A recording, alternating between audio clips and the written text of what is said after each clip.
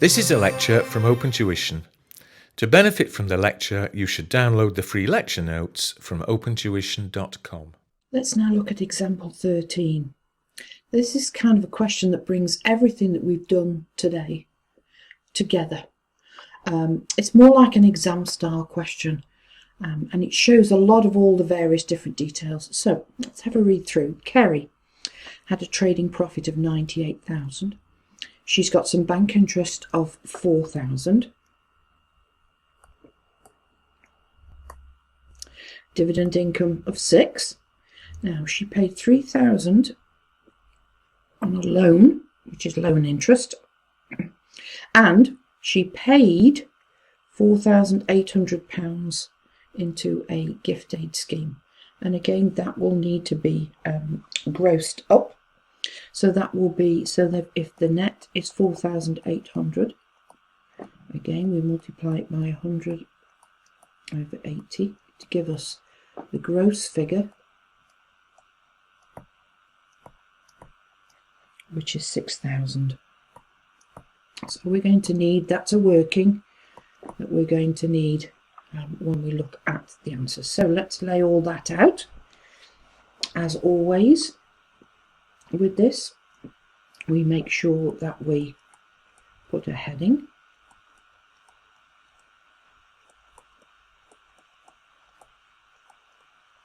Now we're going to need all the columns, so we need non-savings, savings, dividends, and totals. Now obviously in the exam, make sure you write all that out in full, please. I'm obviously just writing it down so you don't have to sit here and watch me write.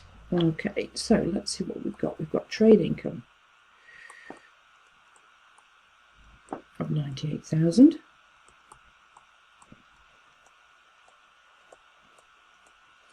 We have bank interest of 4.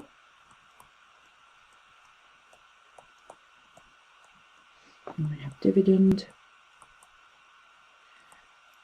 of 6. Oh, I've put them all in the wrong column. Look at me. Okay, let's see if we can move that out of the way. There we go. Let's go. Silly me. Okay, let's put them all in the right column. I have to admit I'm used to one column. That's probably why, but there's no apologies for it. Okay, so we have 98,000, 4,000, 6,000, and 108,000 is our total. Always write in what we are going to get reliefs for. So the question said that we had loan interest of 3, which we can take off there.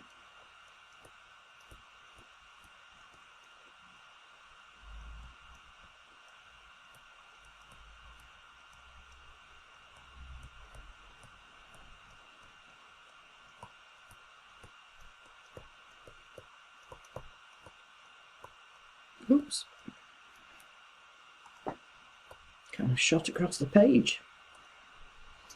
Okay, so are you following so far? Now we have then the personal allowance, and leave that blank for the time being.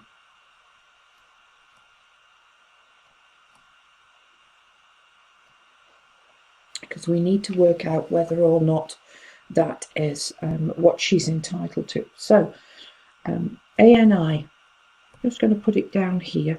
You would obviously label this up and make sure that you put the working in the right place and that everything is well labelled. So we have net income 105 less the gross payment, the gross gift aid that we looked at that was in the question. I'll go back to that so you can see that. 6,000, there it is.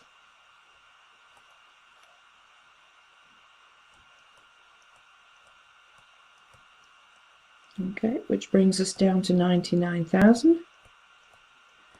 So it is, and you've written your answer there, it's below the limit So therefore she gets a full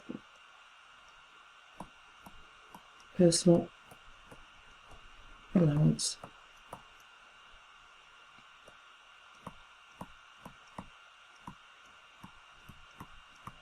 We can now finish off the computation. Always finish your computations off properly. Always make them nice and neat with all the lines that you need to do. We also need to do now, we need to extend the basic rate band, because she's high rate. You don't need to do the additional rate one, that wouldn't be necessary. So we've got 37,700. Whoops, too many zeros.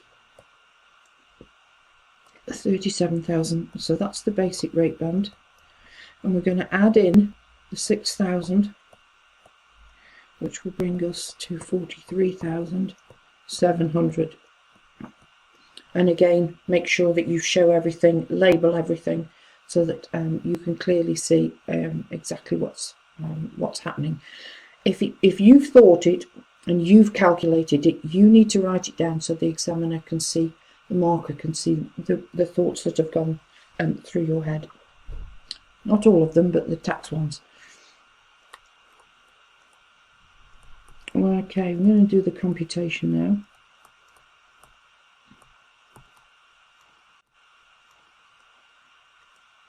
now.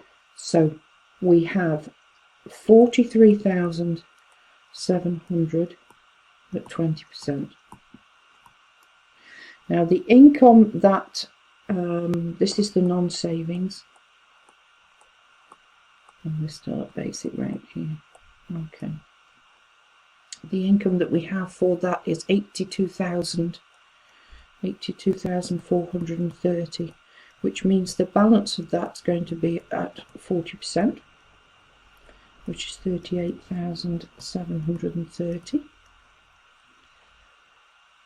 Sometimes I work this side out first before I do the calculations, so that I make sure that I've got everything in the right order, and then I'll do all my calculations later. So I'm going to do that method now. So now we've got savings income. Now because we are now into high rate, we're only entitled to £500 of that savings income at 0%. Now the total income for the savings was 4,000, so we now have £3,500 of that, which will be taxed at 40%. Moving on, so we've done that, we now need to do the dividend income. We are high rate, so the dividend income, everything well labelled. The first £1,000 is at 0%, irrelevant, doesn't matter whether you're a high rate taxpayer or basic rate taxpayer or even additional rate. And therefore the balance is at the high rate of 33.75%. Always check your rates. All that, when we add it up, should come to, just check, 92,430. 92,430. Then you can work out the tax liabilities. Okay, so obviously worked those out. That comes to 15,492. That's 0. That's 0. Don't forget to put those in. 1,400. 1,687, giving us a total of 27,319. When you do the income tax computation, do it nice and slow and easy. As I say, I sometimes do that the left-hand side first to make sure I've got everything, that I've learned all the rules and I'm kind of focused, and then do the maths afterwards. That might be a good way to go.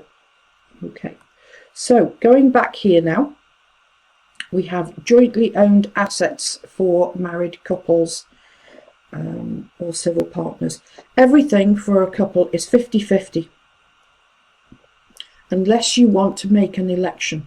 So in an exam question, if it says it's joint income, unless it says so specifically, all you do is split it 50-50.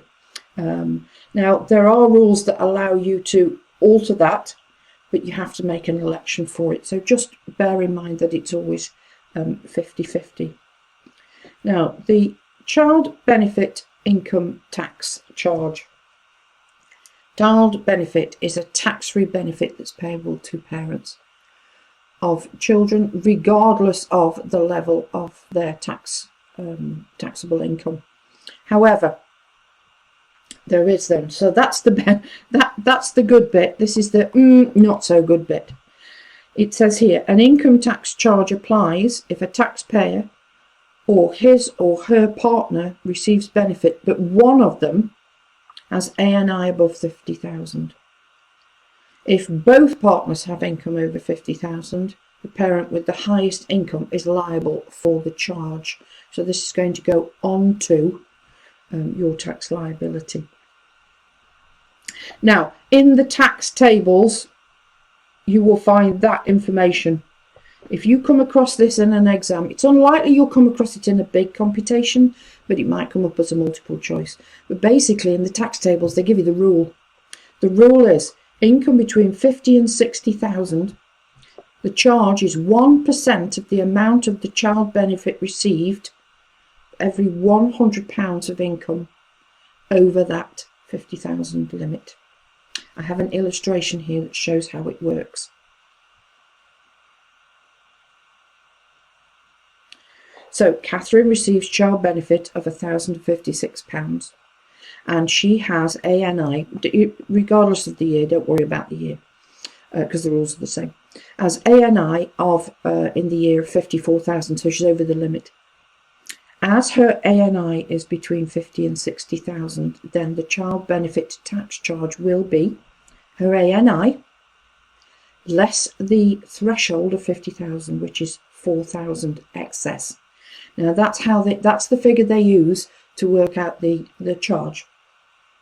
So the charge is, per the rule, 1% per £100, £4,000. So 40% of that child benefit tax charge is 422, and that is then added